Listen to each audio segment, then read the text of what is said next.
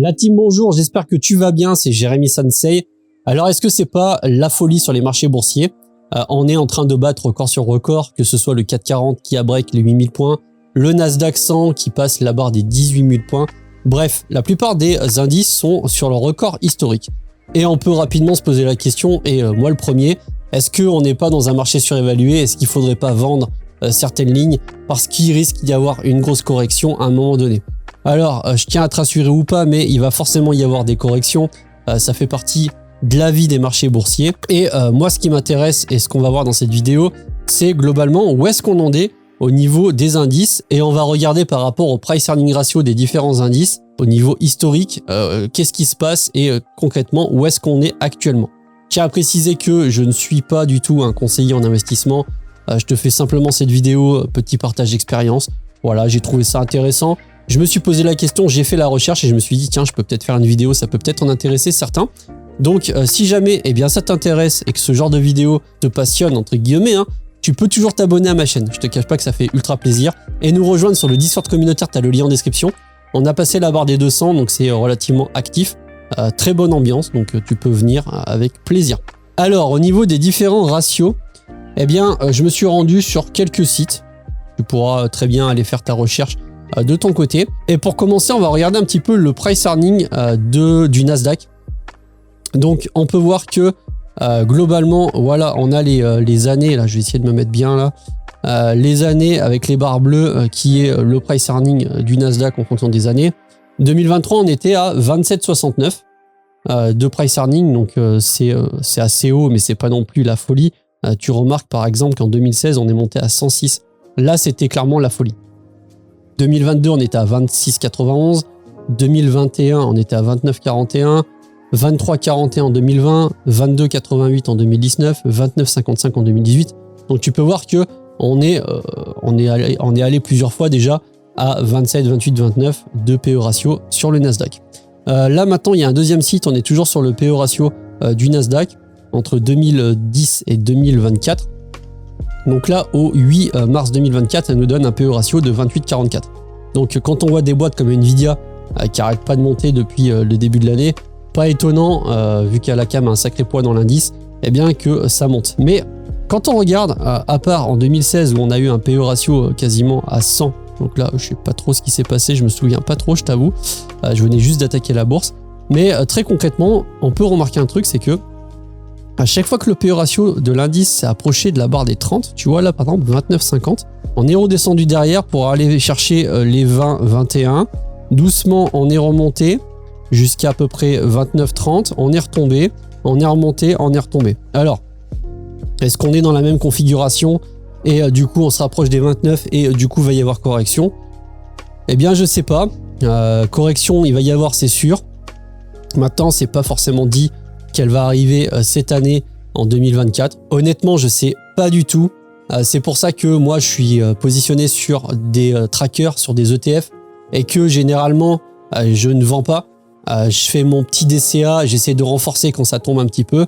Mais vu que je sais pas du tout prévoir l'avenir, je préfère rester positionné de peur de louper quelques bonnes journées. J'avais fait une vidéo sur Nvidia et je pensais que c'était surévalué, je ne l'ai pas acheté et depuis que j'ai fait la vidéo, l'action a pris 150%. Donc tu vois, parfois entre ce qu'on pense et ce qui va se produire, il peut y avoir des différences. Et en plus cette année, il y a les élections présidentielles, donc est-ce que Donald Trump va passer? Moi je me souviens que quand il était au pouvoir, les marchés financiers se sont plutôt bien comportés. Mais surtout, je pense que le plus important, c'est de se rendre compte que oui, on est un petit peu haut sur le price earning de l'indice, mais c'est pas non plus la folie. On n'est pas sur un price earning à 40 ou 50 où là vraiment, tu sais, il y aurait une différence. Si je me remets sur l'autre graphique, au niveau des barres, on est sur une barre qui est beaucoup plus haute que les autres. Pas forcément comme celle-ci parce que là c'était évident, mais voilà. Moi, je sais pas, comme je te l'ai dit. Donc je reste positionné. Si on va voir un petit peu du côté du S&P 500, alors si on se met sur 50 ans, on peut voir que pendant le crack des valeurs tech, on était sur des price earnings du S&P 500 qui avoisinaient les 40, etc. Là, si on se met depuis 20 ans, donc il y a eu un énorme pic après 2008.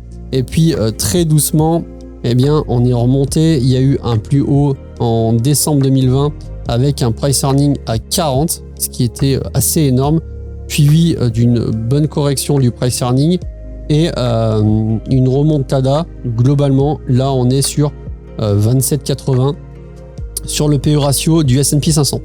Alors, faut bien comprendre aussi que des sociétés peuvent avoir des très bons résultats, augmenter très grandement leur chiffre d'affaires et le résultat net, et du coup le price earning baisse ou monte d'un coup suivant que le chiffre d'affaires monte ou baisse.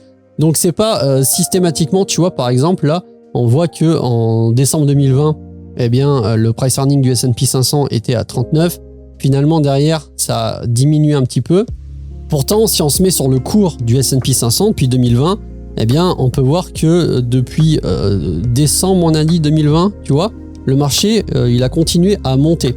Donc pourquoi? Eh bien, tout simplement parce que les boîtes qui composent l'indice ont eu de meilleures performances, de meilleurs résultats nets. Ça a fait baisser drastiquement le PE ratio et du coup les gens ont continué à investir. C'est un petit peu ce qui se passe en bourse. Et là, voilà, on est ici. Voilà, c'est pas, pour moi, c'est pas la folie, mais faut faire quand même attention parce que c'est vrai que, eh bien, certains cours boursiers sont montés extrêmement vite et de toute façon, il est évident qu'il va y avoir une correction. À voir quand est-ce qu'elle va se produire et dans l'amplitude qu'elle va avoir. Si ça fait moins 10, moins 15, moins 20, rappelle-toi en 2022, les marchés et notamment le Nasdaq a corrigé de 30%.